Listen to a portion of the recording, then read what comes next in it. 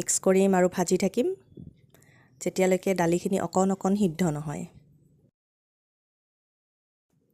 এতিয়া ইয়াতে দি দিছোঁ মই পানী, যিখিনি পানী দৰকাৰ হয় আপোনালোকে দিব পাৰে। মই ইয়াত 2 কাপ পানী দিছোঁ যাতে ভালকৈ গোটেইখিনি বাকলি আৰু দালি সিদ্ধ হৈ লয়। এতিয়া ইয়াতে দি দিম মই খাৰ। এয়া কলৰ খাৰ হয়, আমি আগতে এইখিনি চেকি থৈয়ে দিওঁ। কলৰ খাৰ আমাৰ অসমীয়া মানুহৰ ঘৰে ঘৰে থাকে খাৰ, আৰু আমি খাৰ খাই ভালো পাওঁ। মইতো খুবেই ভাল পাওঁ, খাৰ মোৰ ফেভাৰেট হয়।